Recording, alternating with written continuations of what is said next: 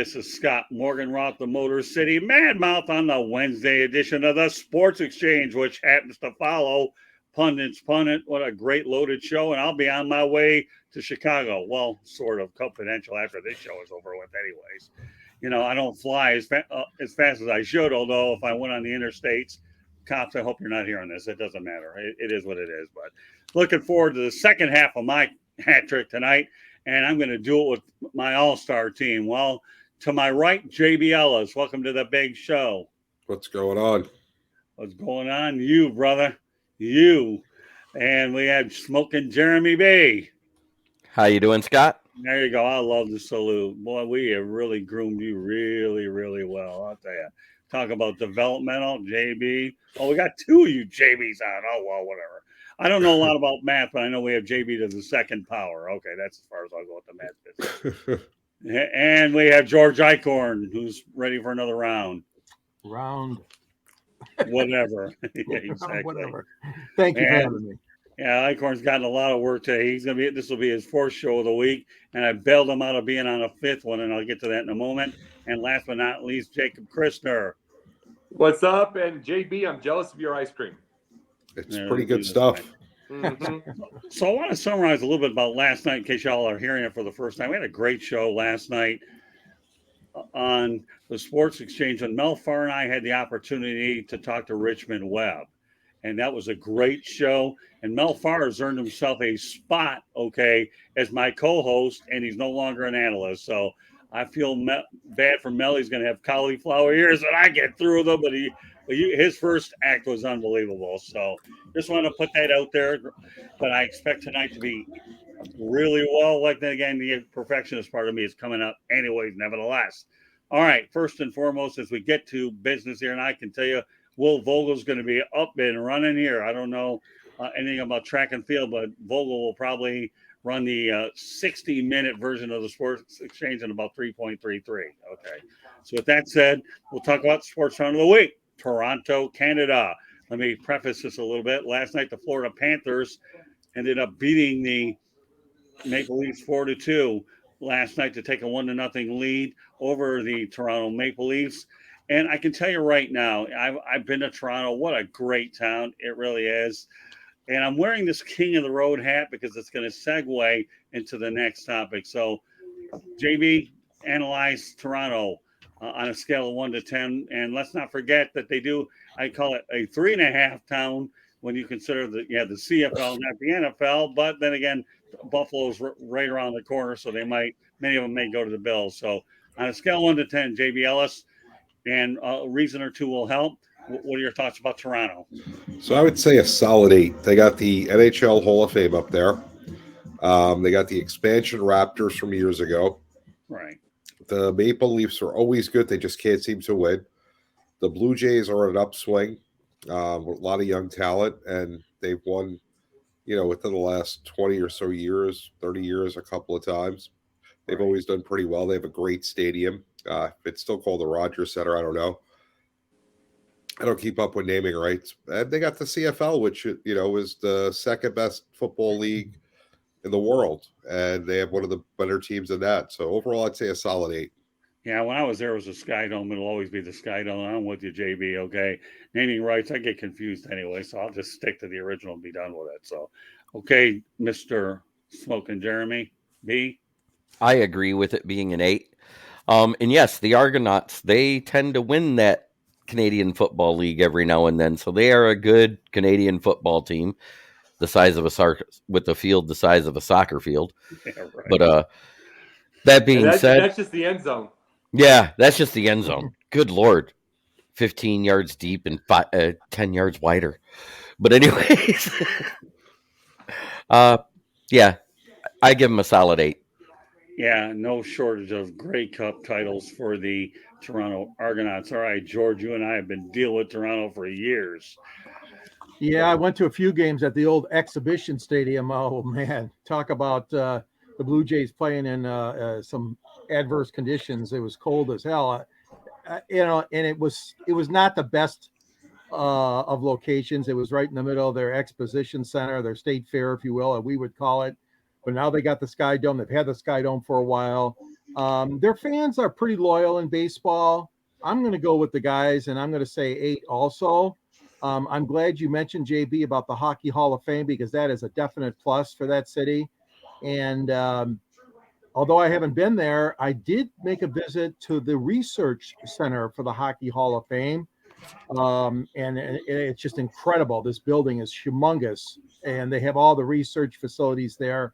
They have such deep collections of everything. So baseball, football, basketball, of course. My boy Dwayne Casey coached them to some great teams there when he was coaching Toronto. So I'm going to give it a solid 8 also. All right, Jacob, you're last. 8.5.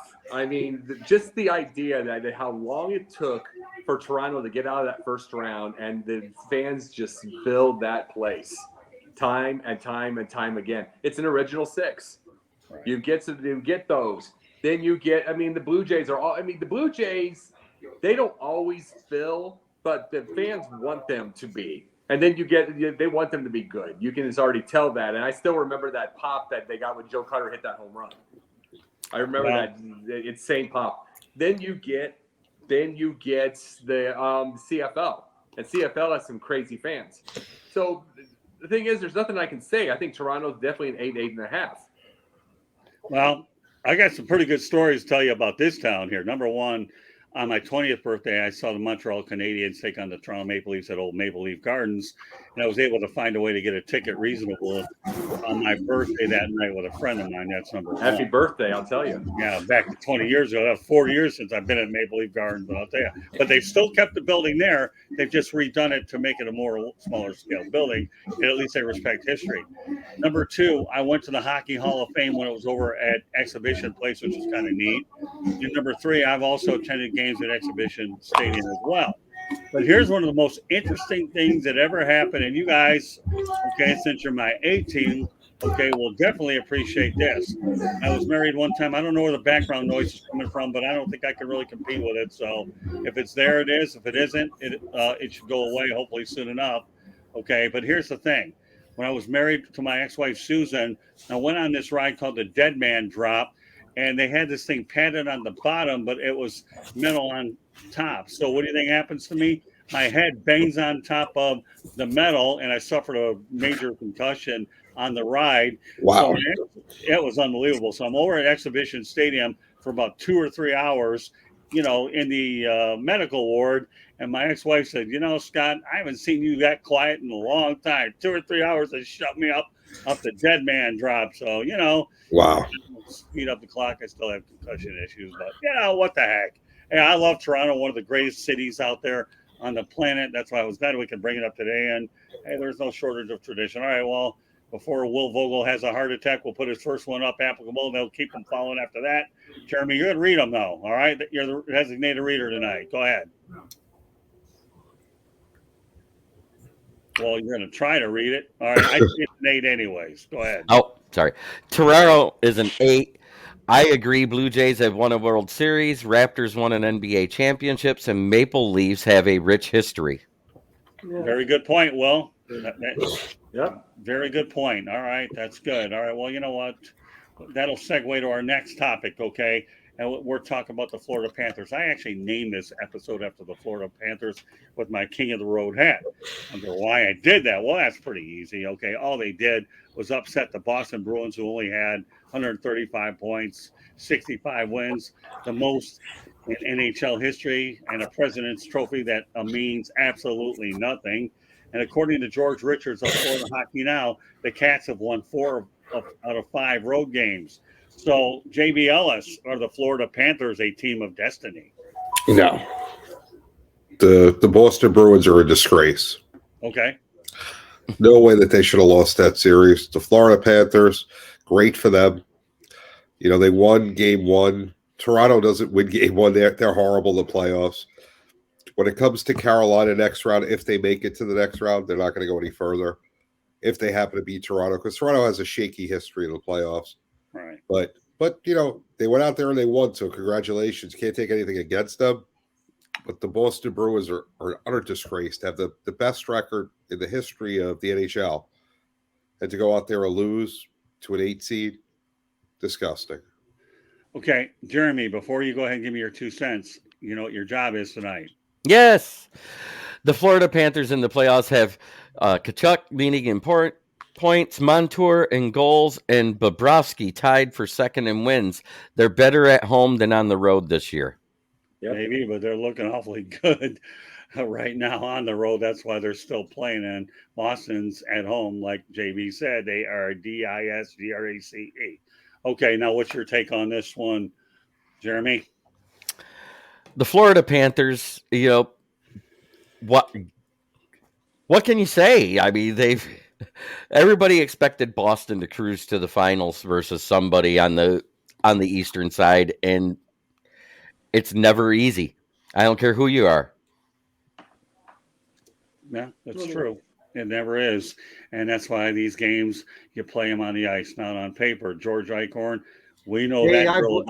I've lived through it, Scott and JB. The Red Wings did the same thing. Yeah. The Red Wings set all kinds of records, won the President's Trophy, and down they went to the San Jose Sharks. On this program a couple of weeks ago, I was the only one that had any faith in Florida winning that series, and I did pick them to win. More of a guess than a hunch, but I tell you what, if you're in Beantown right now, you're not a happy soldier. Of course, you still got the Celtics with a chance, even though they're down. But I'm telling you, Florida is on a roll, and I'm not counting them out from anything. Toronto, you're right, JB. They've got a bad history in the postseason. They finally got out of round one. So, this thing could go 7 games, and Toronto and Florida is going to be a hell of a series. Okay, what about you, Jacob? This reminded me of the Blues. It just does. All the years of St. Louis. I saw 2 President's Trophies in my lifetime and 2 first-round losses. I've seen it. I had all these hopes when I was in high school. Oh, my God, we got Detroit again. We're going to get it this time. Yeah, right. Always a 4-2. There was one 4-3, and I remember the being off the top, and then the being off the top of the post, and then stealing it from Gretzky and double overtime. I think it was double overtime. And they did it. I was in Game 7 in Detroit. And it's like, I saw so many Blues heartbreaks. And then what did the Blues do? 2019, dead last in January. Okay, are you going for the first round? You going for the first round draft pick? Oh, no, we're just going to keep on winning. Then we win the whole thing. It's like, that something tells me that's going to be Boston someday, somewhere. It's like that's going to be any of those someday. It's like, because the Stanley Cup playoffs are just about the hardest playoffs to win. And sometimes it's like everybody gives you all this and then you're a target. Sometimes it just takes you being under the radar and getting hot. All right. Well, you know what? I got to tell you this. This is a long one before I go ahead. Candy's in the background today, and she's doing all of her crack stuff. So here you go. All right, Jeremy. And then I'll go ahead and talk about the Panthers. I have plenty to say, but you got a lot of reading this time there, Mr. Allreich. Toronto Maple Leafs, Raptors, Blue Jays, Argonauts, Wolfpack, the North American Rugby League. Marlies, AHL, Toronto FC, MLS. Lacrosse is one of Canada's 2 national sports. The Toronto Rock was the first Canadian franchise in the NLL. The Honda Indy Toronto is one of just 7 Canadian circuits and stands out as one of the longest running street races in any country, second only to the Long Beach Grand Prix in California. There you go. Nice. All right. That's good stuff, Candy. All right, so here's the deal. Okay, the Florida Panthers a year ago had won a playoff series in like 29 or 30 years. They beat the Washington Capitals, got that gorilla off their back. Okay, item number 1. This year, obviously they're a team that dropped off by 30 or 40 points and backed into the playoffs on the last day or so, and then they beat Boston. I do believe that the Panthers are going to wipe out the Leafs in 4 or 5 games. I don't see it going more than 5. Their challenges obviously go to the Eastern Conference Finals, another story. So there's no question that they're a feel-good story, and they made a head coaching change in Paul Maurice is what they did, and they let go Andrew Brunette. And I thought they were headed on the right track with Joel Quenneville until he got involved with that scandal that ran him out of the league. So, I'll tell you, whether they win it all or not, they surprised me a bit because of the fact that they were able to just take out Boston on its own. Think about it, you're a heavy underdog, but they were on house money. Let's not kid ourselves. When you're out on house money, it is so easy to play loose, isn't it? I know we all agree with that. Oh, yeah. And Of then, course. of course, the Boston Bruins just invalidated the President's Trophy, so we can all say next year the regular season doesn't mean anything. They played to lose. Yeah, But right. that's the NHL playoffs. It's by far the best playoffs in any sport. Yeah. Oh, no question. Not only that, like to say, it's the hardest one to win anyhow, so it Yeah. doesn't matter. But I'm with you all. Hey, but it's a good story here. Again, I'm so busy, I don't have time to go out to their games anymore because I have a lot of things going on. So this year, my philosophy in 23 is go where I can, continue building what we're doing here with myself and Sideline, and go where I have to go when the time comes. But hey, more power to the Cats. I don't think anybody expected anything out of them, and we'll just see where this run goes. It's really hard to believe they're in salary cap purgatory to begin with, so they're putting band-aids on their salary cap problems, and it's taking good coaching. And obviously, I think Matt Tkachuk, is he the guy? So there you go. So I think to me, they've done much better than I gave them credit for. All right, one more hockey topic, okay, and then we'll go from there. And I'm going to go ahead and preface this one with another Will Vogel comment, so I can set this one up. All right, but Jeremy, don't read this one yet until I tell you to. Okay, the Seattle Kraken, Dave Hackstall, as their head coach, developed a good program at the University of North Dakota from 2004 to 2015. This is his second-year expansion team. He got a raw deal with the Philadelphia Flyers. He coached there for 3 years. He's 134, 101, and 42. And at North Dakota, 289, 143, 43. You know what? To me, Dave Hackstall is an absolute genius. And I think the Philadelphia Flyers probably wish they didn't get rid of him. Maybe they did. I think that John Tortorella will do well over there. But Dave Hackstall, to me, he didn't have enough time. I don't know what's going on in Philly. So with that said, JB, okay, give me your take. Now let's go ahead. I'll actually, Jeremy, read this one. Seattle's goalie has the fourth best percentage in the playoffs. Seattle is better on the road than at home. All right, well, when you come up with those numbers, please do me a favor, okay? Provide the facts with it. We'll take your comment, but if you want to come up with percentages, please do a little bit more extensive research. With that said, JB Ellis, okay, give me your take on the Seattle Kraken.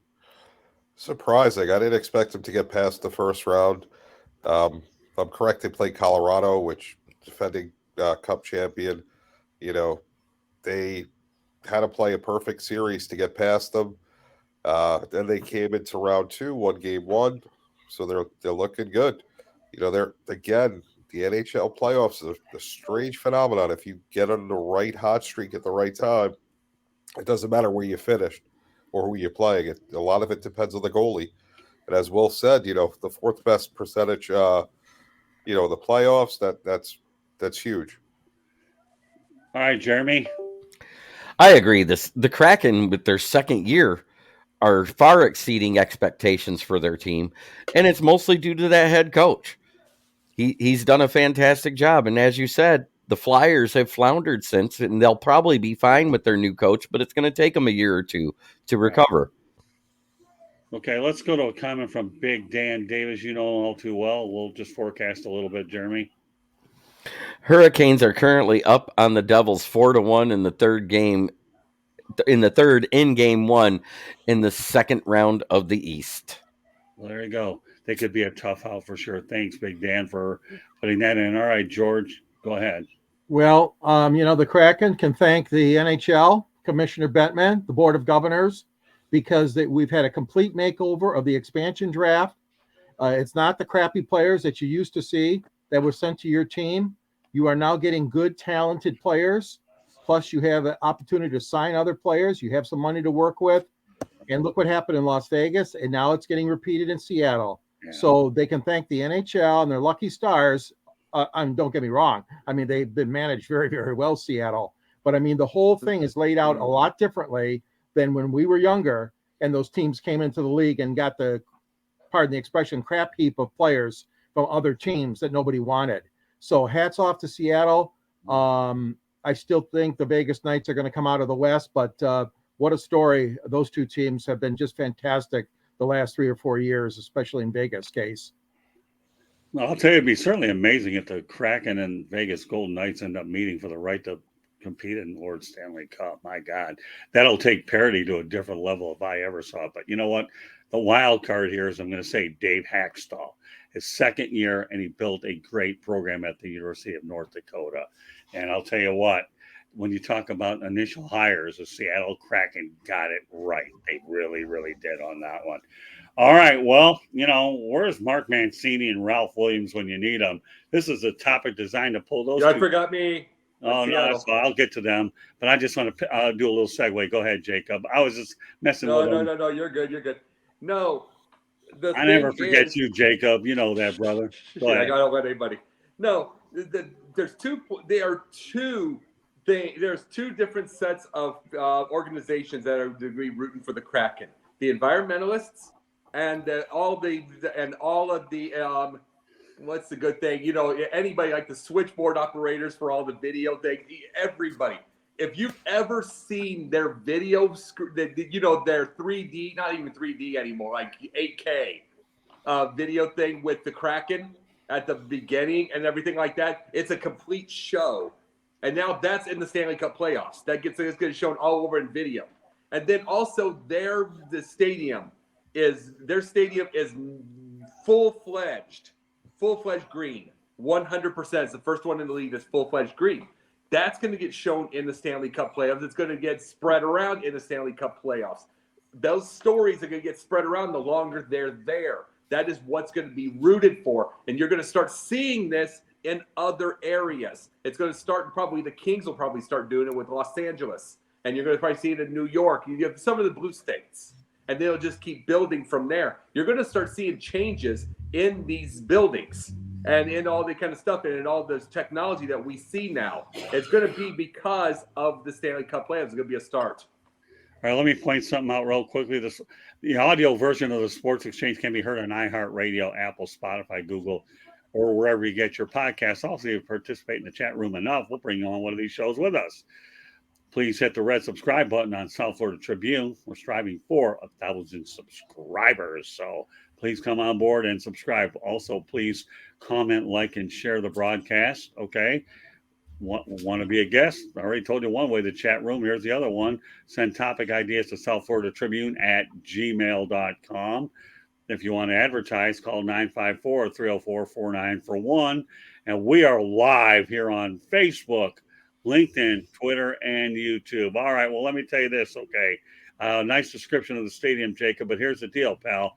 Many, many years ago, yours truly saw Seattle Supersonics game over at the Key Arena, that very same building, okay? And they've done a lot of work to get it back up there. And Seattle's been fighting with everybody a long time. That's why they lost the Supersonics in the first place. So I'm glad that they're still using the existing structure of it and redid the whole thing. And let's face the reality, Seattle's a great sports town. I think we went ahead and did a sports town of the week on them earlier in the year, but the Kraken are a great story. They are. And I'm still hoping that Seattle gets the Supersonics back at some point because they deserve it. But let's not kid yourself. Okay? Seattle needs it. They do. But I was actually hoping that they would name them the Seattle Metropolitans to bring back the first U.S. team to ever win a Stanley Cup. It didn't quite work that way, but the Kraken is what it is. I know what the area stands for, having been to Seattle, one of the most gorgeous cities on the planet. And, if you haven't been to Seattle, go to the Pike Street Market. And I had a chance to see a game over at the Seattle Kingdom. You guys are looking at, geez, where haven't you been? Well, Europe, but that's about it. So we'll go. Bring back Six Stadium. Oh, gosh. Seattle Pilots. Yeah, that's all right. We'll leave that one alone. All right, well, I got to get to baseball. And I was kidding with you. I wasn't looking over you. I want to see if we can dig Mark Mancini and Ralph Williams out of Three Rivers, okay? And wonder why the heck the Pittsburgh Pirates, okay, are 20 wins and 10 losses and in first place in the NL Central. JB, I must have took a dump pill tonight, so maybe you can help me get smart on this one. Young, talented players, just playing well. They built the farm system. They, have grown it for years, and it's about time that the young players they have just started clicking. It didn't happen for a little bit. They actually signed Brian Reynolds to an extension, which is a great move because there was talks about him being traded to the Yankees. that it sounded like he didn't want to go there from what I understood, but Right. the Yankees were definitely interested in him, but they signed him long term, which is a nice thing to see Pittsburgh actually keeping somebody they develop now. But yeah, a lot of young talent that's just playing really great baseball, and it's weird to see Pittsburgh in first and the Yankees in last. It's a very strange thing. Also, something that hasn't happened ever in history. The end of April, the Yankees and Cardinals both in last place. Yeah, I'll get to the Yankees in a moment, so bear with me on that. I think an interesting side note to what you said, though, JB, is that Bob Nutting's net worth is $1.1 billion. So if anybody thinks that this guy is broke, I would say not. Okay, but we'll get to the Yankees in a moment. All right, Smoking Jeremy B, I know baseball isn't your deal, but I've given you enough time to at least provide a little insight on this one. Some thoughts about that the Pirates are not walking the plank.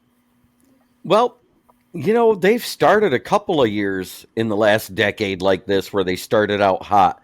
I want to see them continue it. I mean, to be hot after the first month of the season, it is what it is. I want to see it if it continues. If they continue to play like this, then great for the city of Pittsburgh. Yeah, it's a blue-collar town located about 4 hours from Detroit. All right, George. 6 years ago, they had a player by the name of Andrew McCutchen, and now he's back. Now he's the savvy veteran, 36 years old. I've always been a McCutchen fan. I'm just so happy for him, that he's back in the fold and that the Pirates are doing what they're doing. The owners got money. JB, you hit on it. They got some young talent that they're playing very, very well. Can they sustain it? Who knows? But it's a lot of fun while it's going on right now. But yeah, McCutchen, I've always liked him as a player, and that was real smart. And then getting him back and being their DH. Well, George. Yeah, go ahead. You can go ahead and read his exact. Thank you. Pirates have a solid team, Will said, with McCutchen, veteran leadership, Ryan Reynolds, Brian Hayes, and solid pitching with Keller and Contreras. It's crazy they are doing their solid young player cruise. There you go. So now you have a Will and George. All right, Jacob. What's going to decide, this is what happens when it's a young team that has been terrible for so many years starts getting good, is it always depends on July. Right. Are there veterans that want to go? Is there a GM that knows how to play the game, that knows how to get the trades right, get the right players there? Because it's too long to stand still. The season's too long to stand still, and then you can collapse all the same. Great for Pittsburgh, and I hope they can be able to. Because if it's not, then they're done this season, and you have to go into the off season. Hopefully, you'll get some players. But if July happens and they have a great trade deadline, who knows? Yeah, we'll sight to see the Pittsburgh Pirates being buyers for a change instead of sellers. You know what, George? We got a comment in the chat room, so we're just going to stay on the Detroit theme while you just read it, and then I'll give my 2 cents. Okay, yeah, from Big Dan Davis. The Tigers won both games of their doubleheader today versus the New York Mets. Game 1, Detroit won 6-5, and oh my God, Baez actually homered in this, his first home run of the year. Game 2, Tigers won 8-1, and Eric Haas homers off former Tiger Max Scherzer. In fact, Haas got his first homer in Game 1, and then came back in Game 2 and got a home run too. So thank you, Big Dan. There you go. For all you Detroiters watching, now you have a Tigers update. The only thing I'll say about the Pirates is I hope they don't become sellers and that they're able to retain their young talent. There's no question. I think Pittsburgh's a great sports town, and that's just hands down. It's just the Pirates have, unfortunately, being the victim of a small market through the years, have not been competitive. We know the Steelers are and the Penguins are right, but let's face the reality: the Pittsburgh Pirates have a great history. All you got to do is look back at Roberto Clemente, Willie Stargell, and the rest. So, yeah, and there's no question that Andrew McCutchen, to me, has been an outstanding addition. I think he appreciates the fact that he's back in Pittsburgh as well, because he's revered there, and sort of all the other stops he made along the way. Final topic of the night before we go to our parting shots be the New York Yankees. JB Ellis, you alluded to it, so let's break down the particulars. 16-15, last place, 8.5 games back behind Tampa Bay. Okay, what is the problem, Mr. Ellis, with the Yankees? No imagination, a horrible GM, one of the worst managers in baseball, stars that get hurt way too much, an overpaid joke of a ace pitcher who may do well, but I can never respect him. The stadium, that's awful. And I'm a Yankee fan for everyone that doesn't know. So, Okay. All right. Jeremy. Yeah, injuries are plaguing that team on top of everything. They've overpaid to be a slugging team and don't have enough consistent bats to be able to have some place setters on the team. That's what I see. I mean, you got 7 guys that could probably go for 30 plus home runs, and you got 2 guys that might hit for average. Right. Yeah, there you go. All right, George. Yeah, you guys have summed it up really good. I mean, the injuries are a factor, but you got to play over injuries. This team is made up of a lot of stars, and LeMahieu hasn't got off to the start I thought he would. I mean, Judge has been okay, but nothing like the terror he was last year. Tampa Bay obviously has set that division on fire, and it goes without saying. And Baltimore's playing well too, and then you got Boston. I tell you, it's going to be tough. I mean, the Yankees to make the playoffs if they still are playing like this, like you said, Jacob. Come July and August, we'll see where they're at. Just like you mentioned about Pittsburgh, the Yankee fans won't wait that long. Of course, they got to win before then. But I've never been a big fan either, JB, of their managers. So there's just a lot of problems there. All right. Well, I'll close this topic on one thing I'm sure a lot of New York fans would really like to hear. Aaron Boone doesn't work out. The only call I would make is Don Mattingly. Get Don Mattingly back in the Bronx. Agreed. Yeah. I mean, I work with Don, so am I going to be biased that he should be in the Hall of Fame? Yeah. Am I going to be a bias that he should be with the Yankees? Yeah. And I'll bet you my last dollar that a lot of New York Yankee fans will probably subscribe to this channel because they know I'm a big Don Mattingly guy anyway. Should anyways. Just kidding. But no, because we try hard to really bring you good stuff. But really, all kidding aside, Don Mattingly should be the first and only call to pilot the New York Yankees. Never had a chance to win one as a player, but this guy here is with the Blue Jays. He's in the division right now, and I think the next move, without a doubt, Don Mattingly in a perfect world, and I don't know if this world is perfect or not, but at least perfect in the Bronx, Don Mattingly should be your next manager, period. I have nothing more to say on the topic. Bring back Don if Aaron is out the door. All right, well, we're going to go to parting shots, and I'm looking forward to going on Confidential, so we're trying to move this thing along, but we're still making pretty good time on the back end. So with that said, JB Ellis, give me your parting shot, please, sir. So we're mired in the playoffs right now, the NHL playoffs and the NBA playoffs. And, right now we have, 8 great series going on. Got, the Suns against the Nuggets, which the Nuggets are up 2-0. Lakers against the Warriors, which is a great series. In the East, you got Celtics, Sixers. You got the Garden coming to life with the Knicks against the Heat.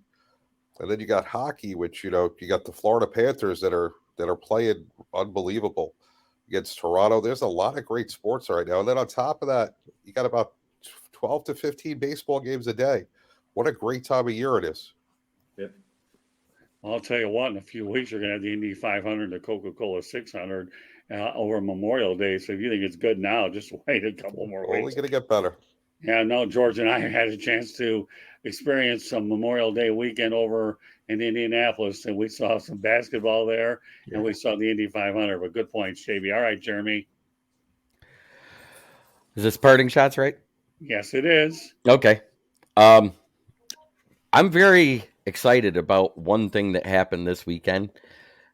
The Lions gave up 3 picks to move up to 96 in the draft to get a guy out of a small school, Western Kentucky University, that came out of an even smaller school, Northern Alabama, Broderick Martin.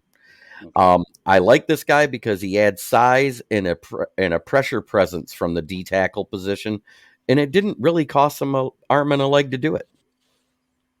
Yeah. Well, it's your parting shot, but I remember you making a Yankee comment. Do you want to go any further with it, or are you all right with what you said? I'm all right with what I said on that. All right, just making sure you got it all in. All right, George Eichhorn, your parting shot.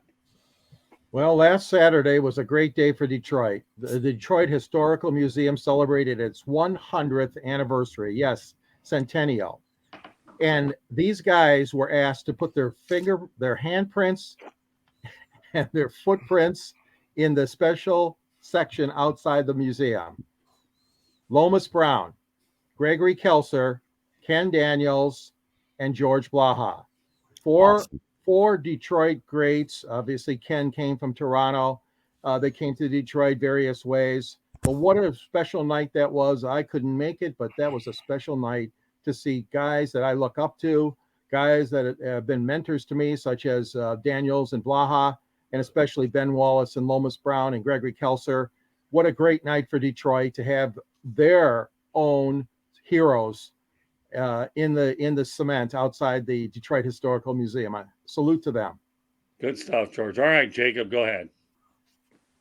I'm very, very, very, very happy with the Bears draft this past week. Very happy. All to the trenches, all heavy, which is and a running back. It's just like, but it's all trenches, and I'm so happy with it. It means that this GM's paying attention. It means this GM knows that they don't have the offensive system yet to be going to get a bunch of playmakers that may or may not get anywhere. And this is what I'm very happy with. They got a bunch of trenches. They're going to have protection. Wonderful. I'm going to beat a dead horse to this over and over again until people start getting this. Wouldn't it be so beautiful if Justin Fields had a second year, not a third? Guess what? This is what I was talking about in the first place, about playing him too early. And guess what? Right now, going into the third year, he has to play out of his mind, because in the fourth year, the Bears owe nothing on their cap if they want to let him go, if he wouldn't play good.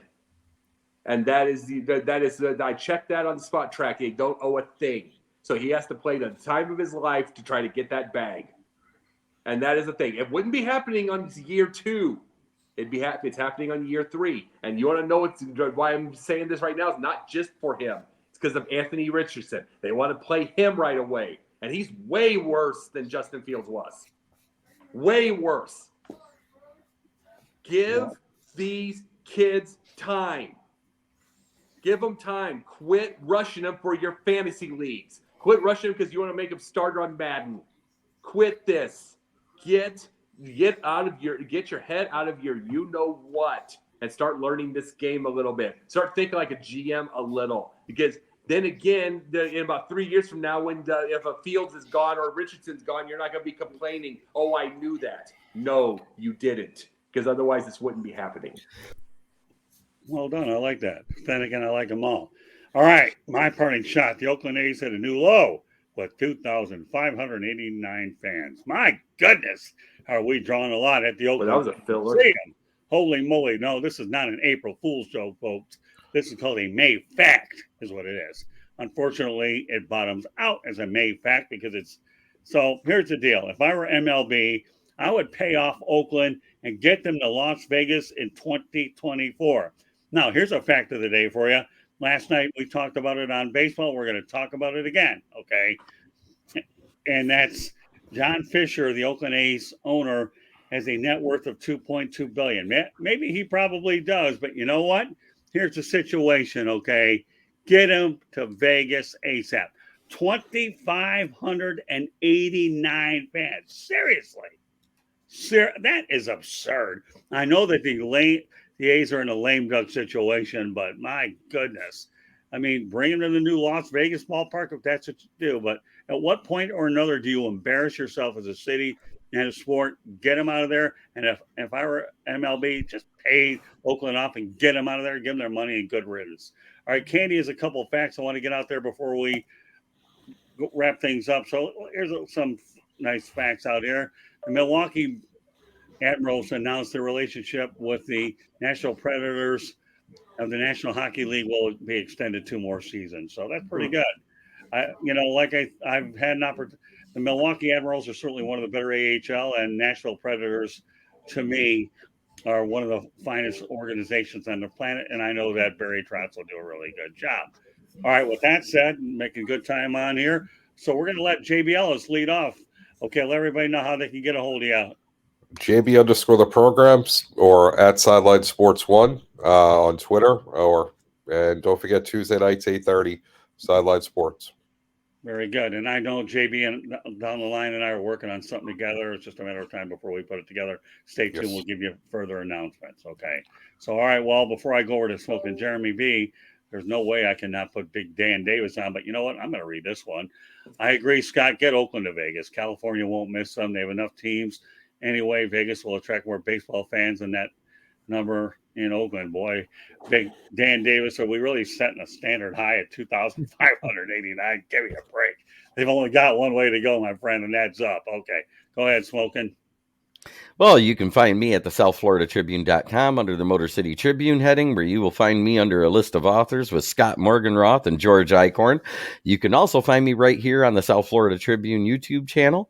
Occasionally, you can find me on Sideline Sports channel, and you can always find me on my channel, which is Kneecap Biting with Smoking Jeremy B, where I do my shows on Wednesdays and Thursdays. Have a great day. All right, Jacob, go ahead. Talk to us. Jacob Christopher at SidelineSportsNet.com for any business business acquisitions and sales and marketing. Also, Sunday nights, they the Basket Bros. Monday nights, the Pundit Views. Tuesday nights off. Wednesday nights, these three shows: Pundits, Sports Exchange, Confidential, which I'm about to be on. Thursday nights, once in a while, we're using Yin and Yang. That's off Sideline Sports.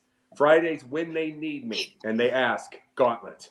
And then working on a couple of movie ideas right now. Is that all? Yeah. I'm about to climb a mountain. You want to join me, George? Sure. I would, but the problem is you can find, if you ever want to go to Walmart, you want to find out, I'm in Walmart, all you have to do is go to the toy section and look for the game Operation, and I've had enough of those. I won't even get into that, but, I got to throw that little colorful. How many times did the scalpel go, eh? I don't know, but 28 times operation is something that I've had 28 operations. That's the over-under on a lot of these other things. Never mind. We don't want to know. That's not TMI. That's just called some information. All right, George Eichhorn, you probably have the longest one. That's why we save you to the end. Go ahead, outside of me. Sports broadcaster Dave Dials once called sports the toy department of life. And I think he's right. Dave Dials, the late Dave Dials, Hall of Famer, he's in this book. Other people are in this book. Scott Morganroth's in this book. You got to get it. It's Detroit Sports Broadcasters on the Air. It's got the history of Detroit and Michigan sports broadcasters, including Bob Ufer, Bud Lynch, Bruce Martin, Ray Lane, Ernie Harwell, and yes, Mr. Morganroth, of course, with Muhammad Ali and Jimmy Connors.